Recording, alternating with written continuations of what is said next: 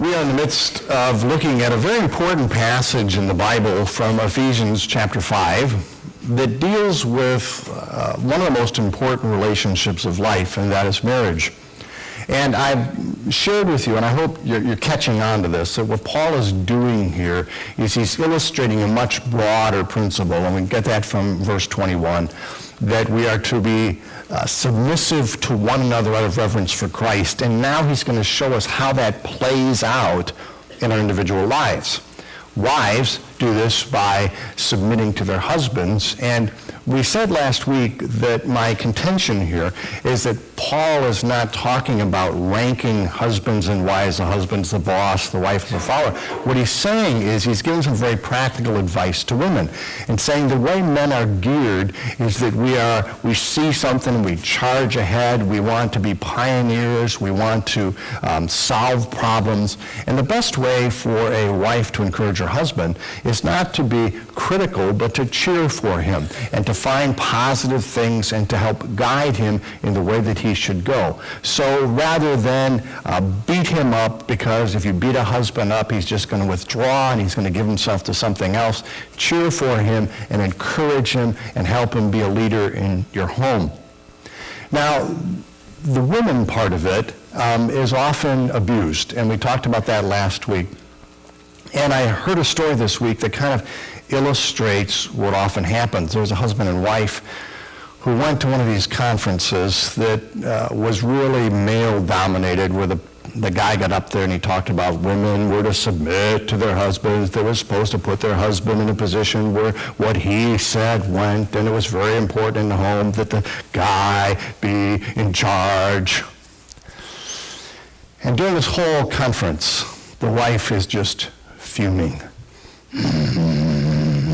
And this guy's loving it. He's saying, this is fantastic. This is what's been missing in our home. And so he's eating this up, he's taking notes, and she's just wanting to get through it. So they get out to the parking lot to get in the car, and the husband says to his wife, so, what'd you think about that? She remained quiet. He said, well, I thought it was great. I thought it was fantastic. So they get home, and she kind of follows him into the house. As soon as she gets in the house, he shuts the door and he says, why don't you stay here for a second? I just want you to know that that's what we're going to do from now on. From now on, I'm going to ask you to submit to what I say. I'm going to be the boss of this house. And then he didn't see her again for 2 weeks. After 2 weeks, he was able to see her just a little bit from his left eye. That happens sometimes, that it's kind of a wave here. Oh, I get it. She punched him. Yeah. She had had enough. And that's not where we're going. So it's important that we understand that this is about balance. This is about respect. This isn't about ranking. This isn't about who's important. This is about how to build a marriage that lasts. Now listen to what we read here in our text from verses 25 through 30, because this is what Paul is saying to the guys. For husbands, this means, now what's the this? He said, what's he talking about, this? He's going back to verse 21. Submit to one another out of reverence for Christ. Now, for husbands, this submission thing means love your wives just as Christ loved the church. He gave up his life for her to make her holy and clean, washed by the cleansing of God's word. He did this to present her to himself as a glorious church without a spot or wrinkle or any other blemish. Instead, she will be holy and without fault. In the same way, husbands ought to love their wives as they love their own bodies. For a man who loves his wife actually shows love for himself. No one hates his own body, but feeds and cares for it, just as Christ cares for the church, and we are members of his body. Now, we don't understand this, but this was a radical command when Paul wrote it, because everybody in those days understood that a wife was to submit to her husband, that parents were to submit to that children were to submit to their parents, that slaves were to submit to their masters. What was revolutionary about what Paul said was the reciprocal part of this. He was saying, yes, women, follow the lead of your husbands, encourage them in leadership, but men, Men, you need to understand that you need to love and give sacrificially to your wife. You need to work hard to make her all that God wanted her to be. And kids, and then he talks about parents. Parents, don't exasperate your children. And the slaves, he said to masters, you need to make sure that you show respect and honor to the people who are serving under you. So this principle was very revolutionary. Now let's look at what he says. The first thing he says to husbands is that you are to love your wives sacrificially. You are to love as Christ loved the church. Now that's important for guys to hear, because we say you're supposed to love your wives. And many men, we're just geared this way, I guess. We say, well, of course I love my wife. I married her, didn't I? That's really what I was talking about. I mow the lawn. I bring my check home. I put food on the table. Of course I love my wife. That's an expression of love, but we're talking about something even deeper here, this sacrificial, totally invested kind of love that Jesus had. Christ gave up his life so that we might have forgiveness, so that we might have new life, so that we might be made children of God. Do we love our wives that way? Do our wives understand that we would do whatever we can possibly do to protect them from outside forces, from feeling diminished, from feeling insignificant? Or do they understand that we are for them more than anything else in the world? Do our wives understand that? Do they understand that we are willing to sacrifice on their behalf? Now, that sacrifice, let's be practical, might be, I am willing to, this is a good illustration for me, but maybe for you, I'm willing to not buy that boat or that new car or whatever it is that you want to spend money on, so that I can provide for my wife the things that will make her feel significant. Whether it's furniture for the home, or whether it's a day out at the spa, or whether it's a night out with you, or a family vacation. I'm willing to give up what rightfully I should be able to buy with my money, which is what men tend to say, in order to invest that money or that time into my wife. Do we love our wives that much?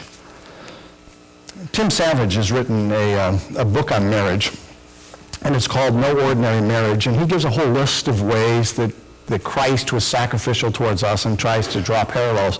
And I've adapted that list a little bit, and I want to give you 3 ways that Christ loved the church, or loved us, that translate into our relationship with our spouses, men. First, Jesus was never unfaithful. He was fiercely protective. Jesus would never do anything to hurt us. In like manner, it should go without saying, but a husband should be faithful to his wife. In other words, we must guard the wandering eye. Savage writes, when flames of lust are ignited, when extramarital fantasies are entertained, when sexual purity is threatened, husbands must take quick, aggressive, and even ruthless action to distance themselves from temptation. In other words, if we really love our wives, we're going to really protect that relationship. That we are going to protect the special place that our wives have in our hearts. If we love them in this way, we're going to guard not only against inappropriate relationships, but against inappropriate thoughts, fantasies, and behaviors as well. Quite frankly, I think that applies to things like pornography, suggestive texting, things like that. We need to be done with that, because all of those things say to our spouse that we desire something more than you, and that diminishes our spouse rather than honors them. Second, Jesus keeps us secure. He has promised to never leave us or forsake us. I think that's an important thing for us to do for our wives. Men, we need to be people who say, I'm in this forever. I'm in this. We don't threaten divorce. We don't look at other people and we talk about all these other great wives that are out there. We're always comparing our wives to somebody else as if we want to bolt. That's not appropriate. We are people who want our wives to know that no matter what, we will always be there for you. Third, Jesus was attentive to the needs of the people. Jesus knows what we need. And guys, we just have to pay more attention. There's a lot of stuff that we just take for granted. Our wives have always done certain things, and we figure that they always will do certain things, and we don't appreciate it. We need to study our wives. We get so wrapped up in stuff that we miss out on what happens with our wives. Sometimes we give first priority to our sporting hobbies, or we give first priority to our work, or we give first priority to taking care of the lawn or the car. What would happen if we gave our wives first priority? If we said, what I want to do is I want to be a great husband. I want to be attentive to the needs of my wife. A wife deserves to know that she has first place in her husband's heart and life. Now, husbands, we go, I don't know how to do that. We communicate that by what we do. Here's some ideas. Be involved in the day-to-day issues of childcare. Help out around the house. Be involved. Pick up after the kids or yourself. Be patient while your wife is enjoying a day of shopping. Let her have a nice day. Notice the things she does for the family. Savage writes, a husband eager to plumb the innermost feelings of his wife, willing to turn off the television, rise from the internet, return from work early, or delay a personal project in order to engage thoughtfully with his wife, will reap not only satisfaction of deeper insight into the one he loves, but also the reward of profound gratitude from the one whose life is now more fully known. That's a pretty big requirement for men, don't you think?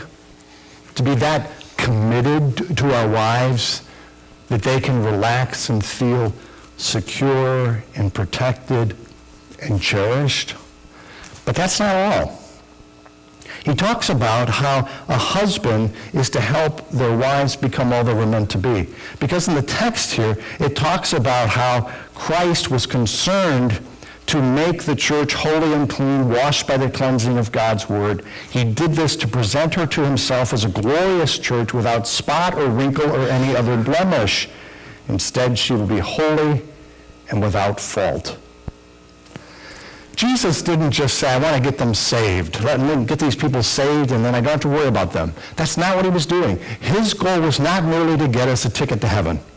His goal in our life was to help us to become people who were living in relationship with Christ, who were walking with Jesus every day, who were experiencing the Christian life in and out of everyday's experience.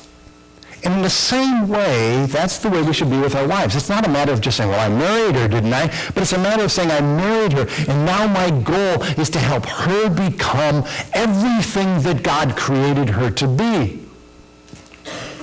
I'm not sure that we completely understand that. As men, our job is to study our wives. Not just in the way we normally study our wives, which is purely physical, but to really look at our wives and say, what has God created her to be? What are the gifts that are in her that I need to encourage? What are the things that I need to support as she begins to reach out to become the person that God wants her to be? Again, how do we do this? Well, several things. Number one, through the things that we say. Affirm her strength. Say, I really appreciate how good you are with this. Wow, you are so good with the kids.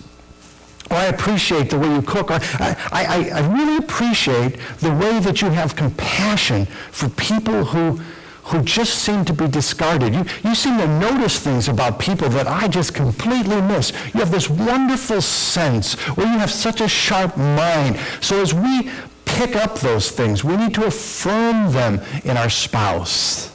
those positive things that say, I value you not merely as a physical person, not only as a body for me to enjoy, but I value you as a person that God has created in a rich and wonderful way. We can encourage that by saying, if you need more education, let's sacrifice. I'll give up stuff. Let me help you become the person you want to be, or God wants you to be.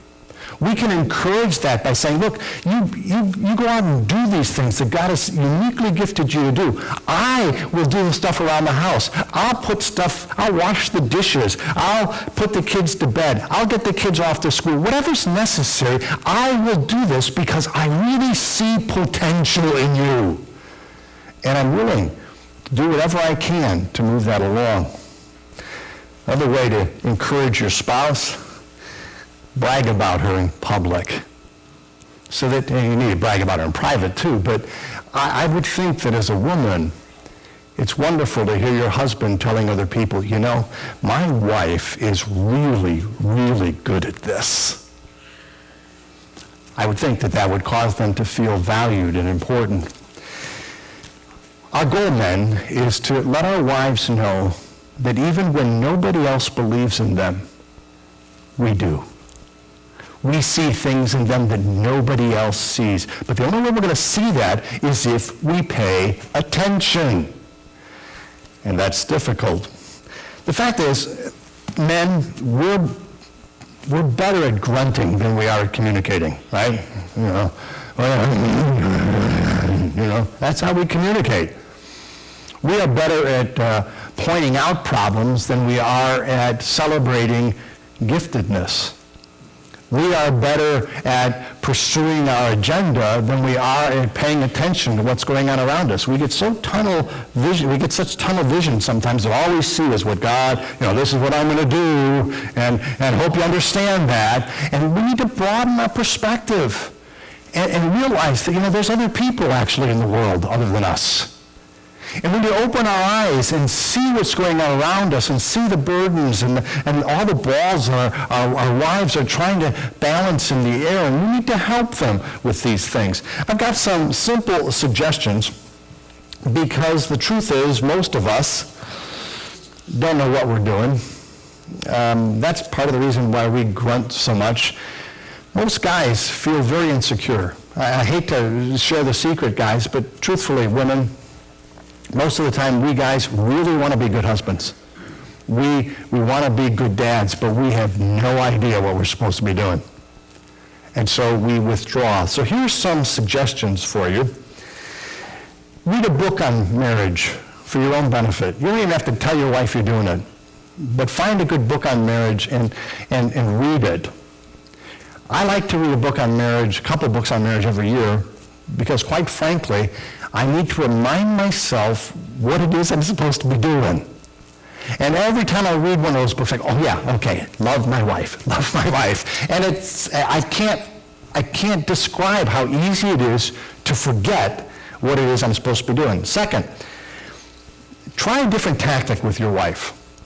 Instead of getting mad because you never put the dishes in the dishwasher correctly, how about asking, honey, what's the best way to put the dishes in the dishwasher?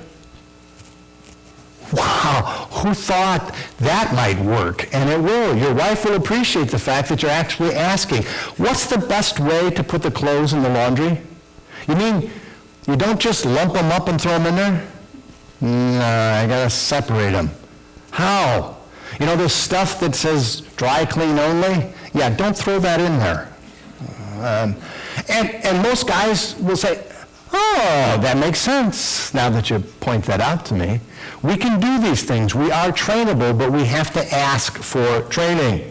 Third, intentionally work to honor your wife in public and in private. Fourth, rehearse positive things to say before we say them live. Now that sounds stupid, but if you're like me, I intend to say something nice to my wife, and a lot of times it doesn't come out right. So I need to actually practice and think through, what do I say when she says, do I look good in this? I know that every answer is wrong. I probably shouldn't share this, but my wife's not going to be here today, so I can share it. My response to my wife is always the same thing. You look good, but you look better naked.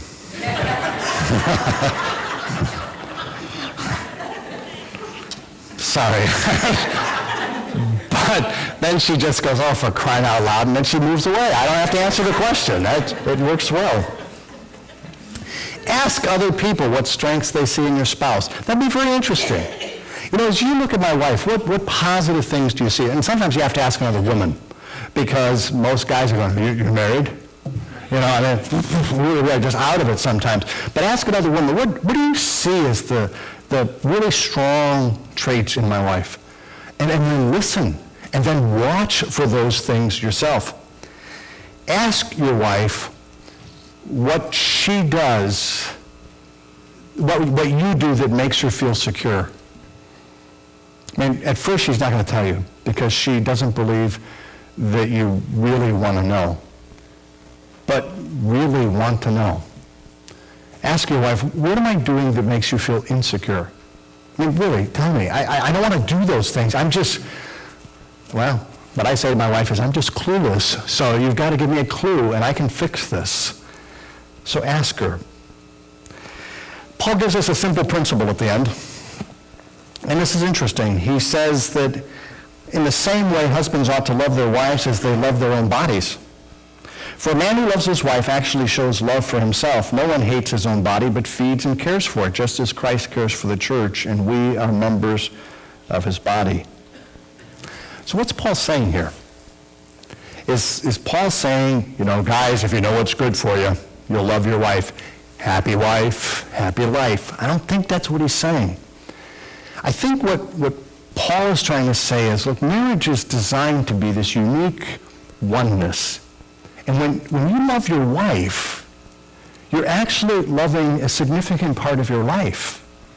And if you really love your own body, then part of that is to love the spouse who's a part of your life. And there's something wonderful and there's something magical about seeing a person that you love so dearly blossom and grow and develop into the person that God created them to be. And we understand this from our kids, don't we?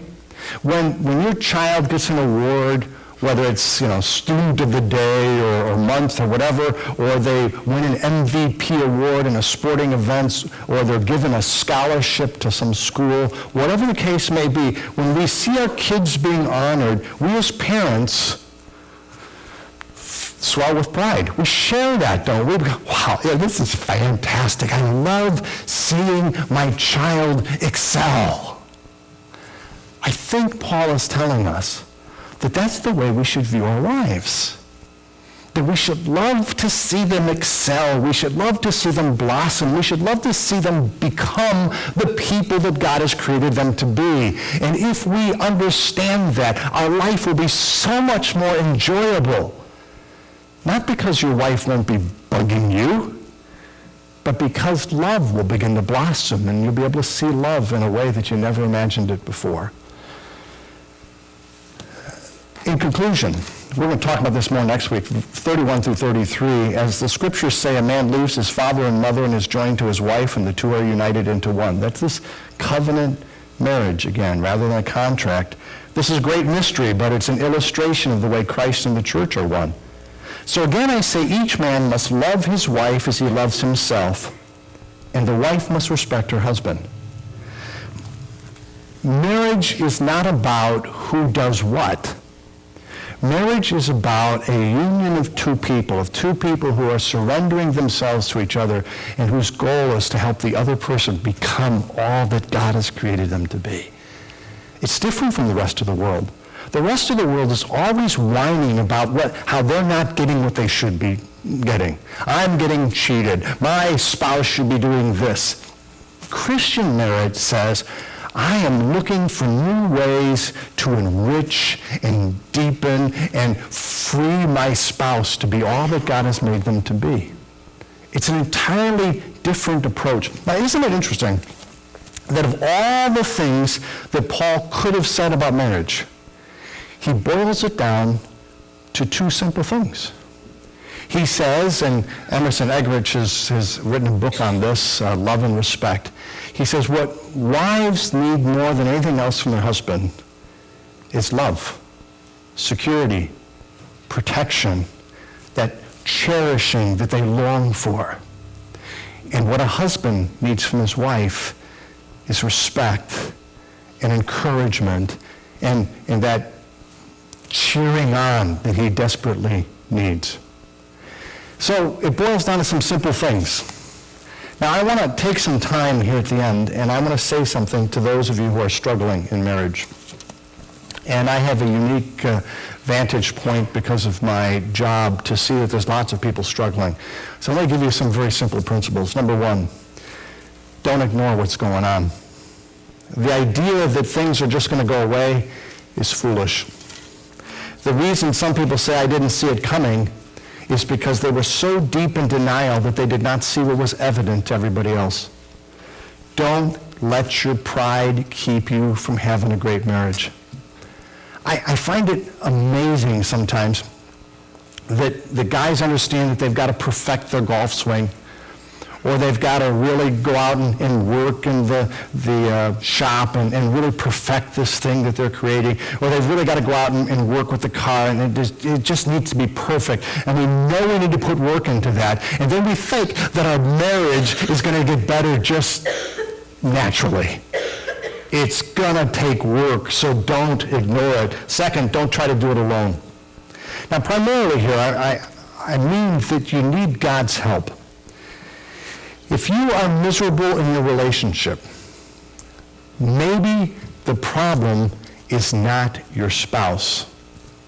Maybe the problem is not your spouse. And maybe the problem is that you have lost connection with the head. You've lost connection with Christ. What happens sometimes as marriages get difficult, for a while, husband and wife will come to church hoping that if they show up in church, God will be nice to them and bring them back together. But what often happens is you start growing apart. And instead of turning to Christ, instead of praying for each other, instead of seeking the Word of God for help, you start going to your non-Christian friends who tell you, dump the bum, move on, you don't have to put up with this kind of stuff, and you start drifting further and further from the things of God. I would like to suggest that maybe the first step for us is to move back to the Lord personally and as a couple, to talk about the things that God talks about, to go to a marriage seminar, to do some things, read a good Christian book on marriage together and talk about it. Underline stuff for your spouse to look at, and then let them underline stuff for you to look at, because there'll be plenty. Third, talk with your spouse calmly. Lower the temperature of your conversations. There's nothing gained by yelling at each other. Nothing. When you start yelling at somebody, defenses go up. And the goal of communication is to knock walls down. And the only way you can do that is to talk calmly to each other. The goal of conversation is not to win. It is to make progress and to grow. So, good conversation requires careful, very careful listening. Fourth, find an interpreter. As I sit in my office sometimes, I find that what most couples need sometimes is just somebody to listen to what they're saying and then to interpret that for the other person. Because we have all this baggage and we don't really listen. We assume that we know what our spouse is saying, and we don't really understand it. Most of my marriage counseling is just interpreting. Did you hear what your spouse just said? Well, of course I heard what my spouse just said. What did you hear? Well, I heard this. Yeah, it's not what I heard. And then I usually say to the spouse, may I attempt to translate what you said? Sure. I think what your spouse was saying was this. Is that correct? Yeah. Really, is what the other person says. Really, that's what they're saying? And then communication channels open up. So find an interpreter. Fifth, address serious problems seriously. If the problem in your marriage is any kind of physical, sexual, or severe psychological abuse, you need to get safe first. You need to get some distance. Don't continue to be in a dangerous situation. Get distance. One of you needs to go to a different spot and be safe before you start addressing the problems. And a lot of these problems are going to take professional help. And if it's a serious addiction, you may need to actually go to a treatment facility. And please understand that you can't go to a treatment facility and say, I'm going to ask this treatment facility to help me because I need to fix my marriage. You need to go to the treatment facility to say, I have a problem, and whether or not it fixes my marriage, I need to change. I can't keep going on this way. You have to get right with you for yourself, and then you work on your marriage. And sixth, stop looking over the fence. It's always going to seem like somebody is a better fit for you than your spouse. But you need to understand that's smoke and mirrors. Lots of people look good when you're looking at them superficially. And you know what? Even if they are as good as they seem, the problem with your formula here is that you're bringing your baggage into the relationship.